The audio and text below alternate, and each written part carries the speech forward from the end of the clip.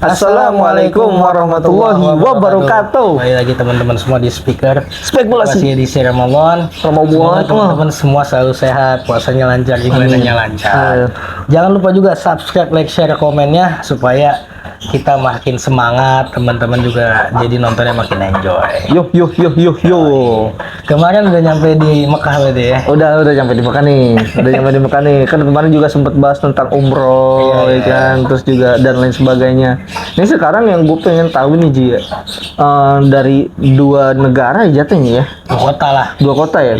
Dua kota ini hal apa menurut lo yang paling beda gitu di antara kota Makkah dan kota Madinah nih? Vibrasi. Iya, di Mekah ada Masjidil Haram, di Madinah ada Masjid Nabawi. Iya. Apa sih? Bukan. Rasanya, terus vibrasinya. Kalau menurut gua di Madinah lebih tenang, lebih rileks. Di Mekah ini lebih hektik orang-orangnya. Lebih rame. Oh, I see. Iya, memang benar karena kemarin lu kan bisa sholat itu bisa santai. Iya. Terus banyak kajian. Bener. Nah, di Mekah ini soalnya juga mungkin namanya di situ orang membludak ya. Nah, iya. Dan mungkin banyak juga yang emang kan umroh kan cuma di Mekah. Mungkin ada yang cuma ke Mekah doang, nggak ke Madinah. Jadi Mekah tuh lebih rame gitu. Oh, iya sih. Terus jadi pembangunan juga nggak kelar-kelar, tiap hari ada aja yang direnov itu di masjid. Renov bukan bangun ya? Bangun mungkin ada, tapi ya mungkin pasti kan ada pemeliharaan kan tiap hari. Iya. Entah sekarang di sini, besok yang bagian ono. Iya juga. Pokoknya tiap hari ada aja tukang kerja ada. Iya, pelebaran. Iya, atau apalah. Gue pokoknya waktu pas sholat tuh pernah asar. Iya, terus asar gue nunggu maghrib gue. Ayo ada ketok. Enggak, gue pokoknya datang 1 jam lebih sebelum asar. Pokoknya gue baca Quran dulu gitu-gitu. Masya. Iya, ada suara. Ada suara begitu. Itu masuk mikrofon suaranya? Enggak, kan emang di deket daerah orang sholat. Mungkin Iya lagi benerin tiang atau apa, gue nggak tahu. Iya bener. Takutnya kipas mati kan? Atau gimana? Tapi tiap hari ada aja dah. Ganti bohong. Yang dikerjain, gua tiap hari ada aja yang dikerjain. Tapi itu kan dari suara ya. Tapi dari suara nih kayak gini.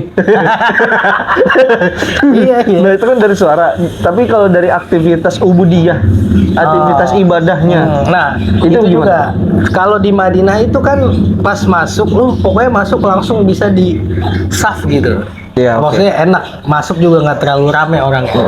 Kalau di Mekah ini repot menurut gua, bukan repot sih, karena mungkin di sepersekian banyak orang ya, mereka juga nyari cara terbaik untuk mengaturnya gimana. Iya.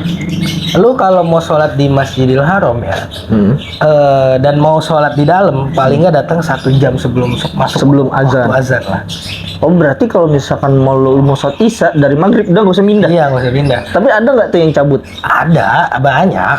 Karena biasanya 15 menit sebelum azan itu udah ditutup tuh pintu. Biar orang nggak masuk lagi. Iya. Berarti diserambi atas ya? Iya, harus ke atas. Iya. Harus ke atas, kalau mau di bawah nggak bisa. Oke. Dan peraturan terbaru sekarang itu sholat di depan Ka'bah di putaran itu cuma boleh buat yang umroh. Jadi kalau pakai pakaian biasa nih nggak umroh nggak boleh sholat di situ. Iya, memang. Pintunya lain. Lu tau gak sih channel yang biasanya ada di channel Indo tapi ada channel Arab tuh, channel Saudi itu kan memang gue beberapa kali ngeliat orang ada yang pakai baju merah, baju hitam gitu, ada yang pakai batik juga kayak maksudnya ada banyak corak gitu. Berarti dia nggak umroh. Atau dia nggak lagi emang perempuan apa laki? Laki-laki perempuan. Laki-laki perempuan. Ya kalau laki-laki harus pakai ihram pas kalau mau sholat yang di depan Ka'bah putaran itu. Iya, enggak mesti situ di banyak tempat gitu.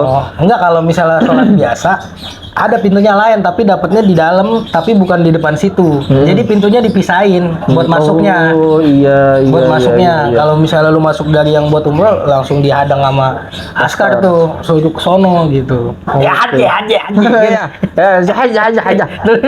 Begitu teriaknya gitu. Yalah. Gitu kan? Iya. Jadi beda. Majnun gitu.